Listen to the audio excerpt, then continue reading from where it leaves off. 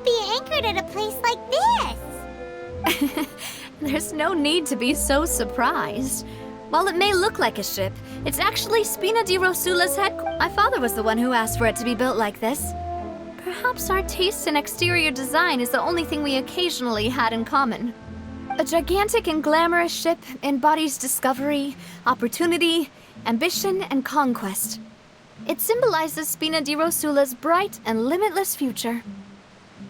And Paimon thought you were bluffing when you said Spina di Rosula had a glorious past. Paimon was confused why a group with such a history would live in the sewers. But now that Paimon has seen this ship for herself, she's been convinced. Well, Poisson is where Spina di Rosula began, after all. It's our main base, our home.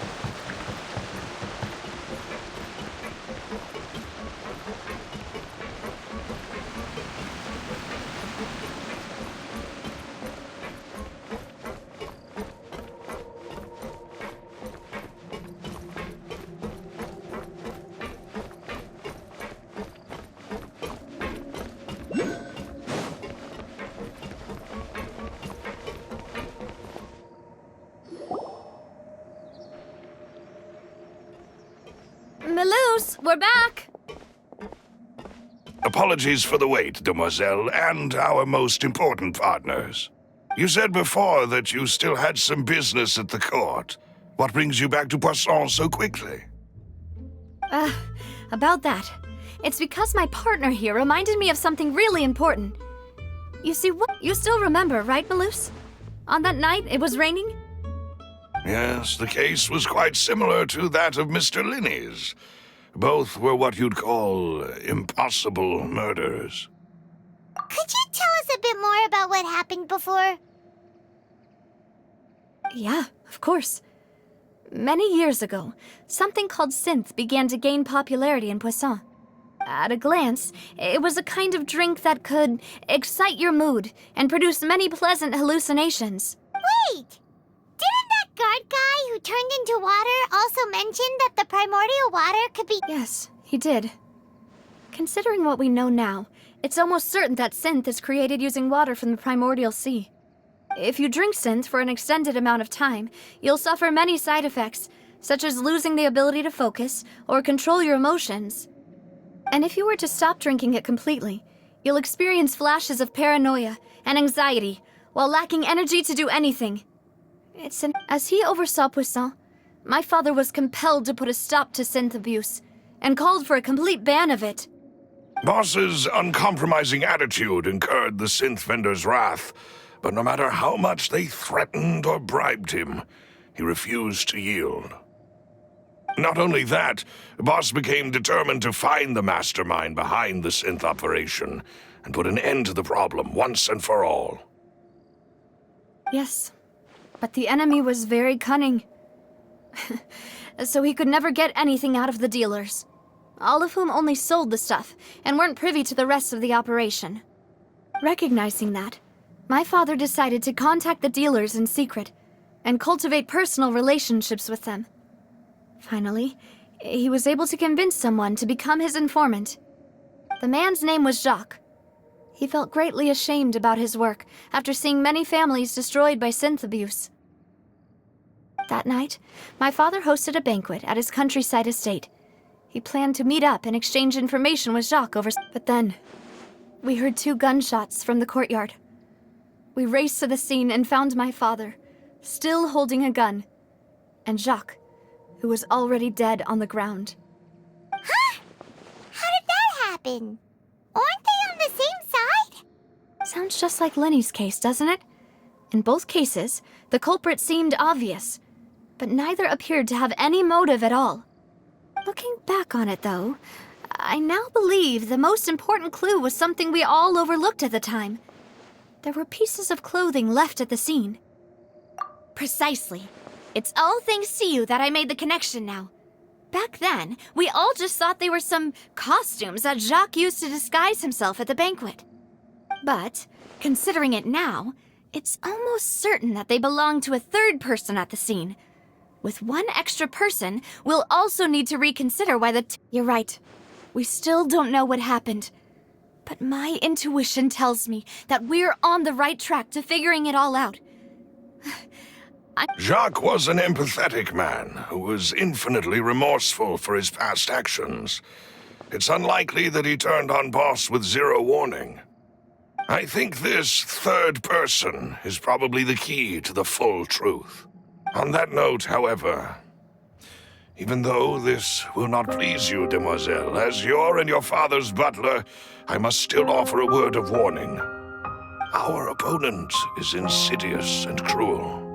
They are extremely difficult to deal with, and Boss has already lost his life trying to... Even though Spina de Rosula has lost most of its former glory, Poisson has welcomed a new time of peace, and we have been allowed to live out our lives. There is no need to follow your father's path.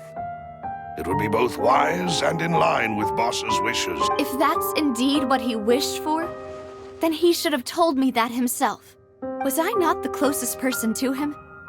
And yet, I was the one most kept in the dark. What was the point of him dying without sharing any of the secrets he knew? Did he manage to protect... Synth is still here. Callus the Unfaithful is still his epithet. And Spina di Rosula is barely getting by. Nothing... Did he think I'd just accept his meaningless death and live out my life just as meaninglessly? I've never accepted that. Ever. Not since that day, and certainly not now. I want to find out the real answer for everyone's sake. For the missing girls, for the victims, and for myself.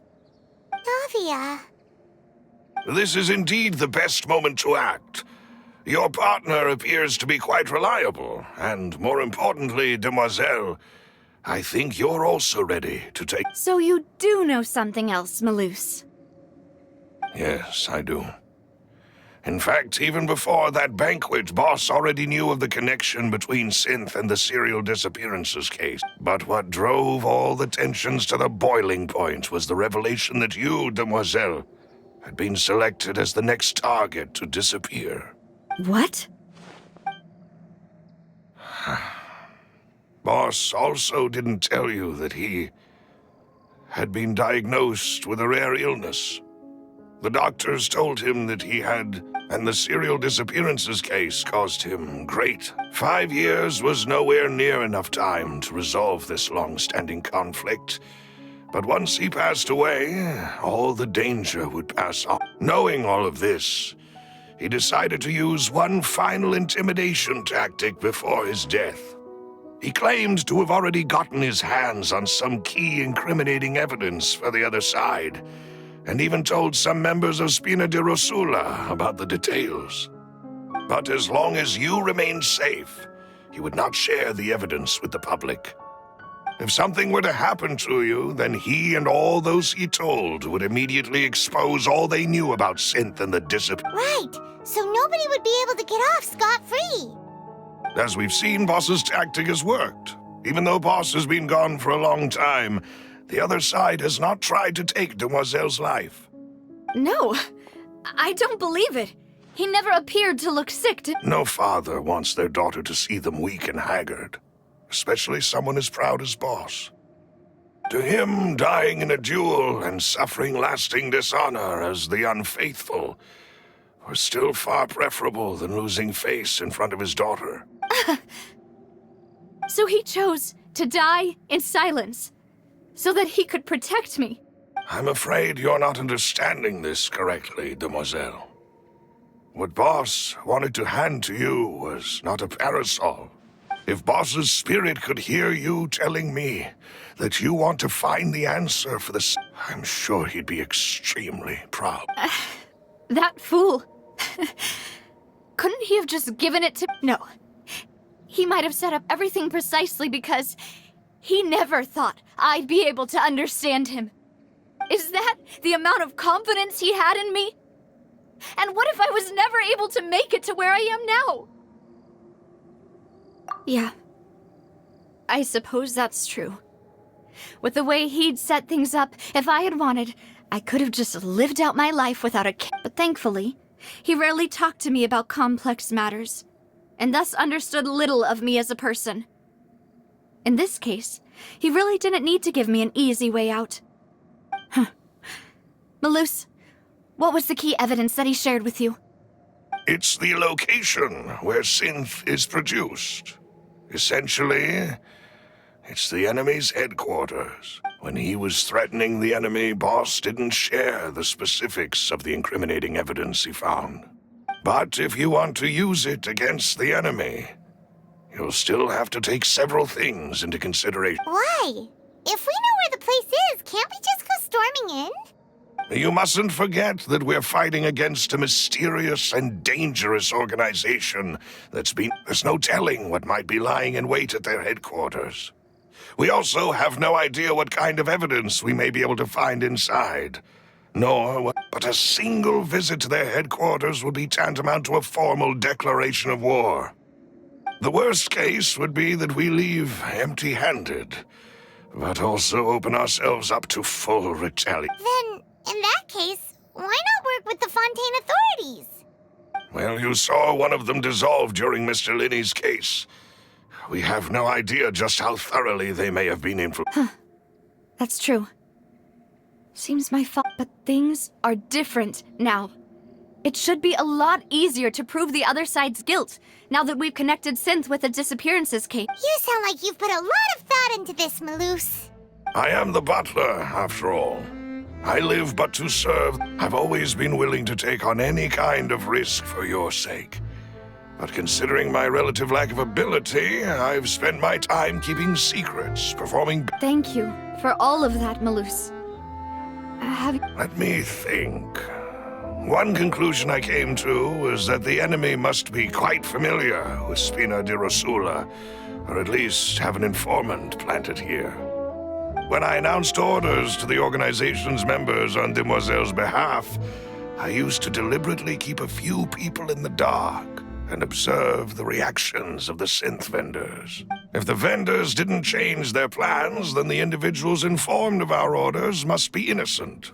If the vendors packed up and fled, however, then someone must have given them the news. After several rounds of testing and investigative tracing, I've narrowed the suspect list down to 3 people. The first is Florent, Spina di Rosula's senior advisor. Huh? Florent? Yes, surprising, isn't it? He was one of the people Boss trusted the most, which also means that he was someone who understood Boss really. Thanks to his position within Boss's innermost circle, he always knew our upcoming plans and could thus avoid capture. There's someone else like him too. Marcel, the head of... Uncle Marcel. It's a guild in Poisson. Boss helped it to grow to its current size and prominence. In the beginning, they were only reselling some daily goods, but now they're one of the richest guilds around with a lot of... So, they're like a sister organization of Spina... Yes, you can say that. When we were fighting against the synth dealers, they provided us with plenty of support. It's a bit difficult to imagine someone using their own money.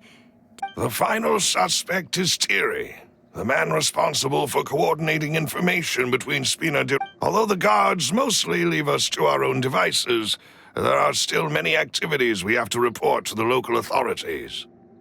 Since Thierry is always in the know about our current activities, he could theoretically always plan one step ahead. I see. These are all people who I communicate with quite regularly.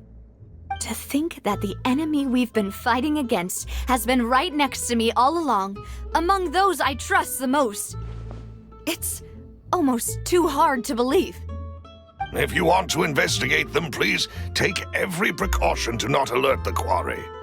Judging from our experience, the enemy is extremely cautious. Of course. And thank you, Malus. You've provided us with a lot of great information. You're too kind, my lady. I'm just doing my duty. And before I forget, proving Boss's innocence would also mean clearing him of blame in Jacques' death. After that incident, Jacques' wife and daughter were taken into the Spina's care. They still live in Versão today. If it might help, you could also pay them a visit. I can make the necessary arrangements. Oh, thank you so much, Malus. You really are the best. A new case awaits, my dear partner. I hope we can work together to uncover the truth and end this case once and for all.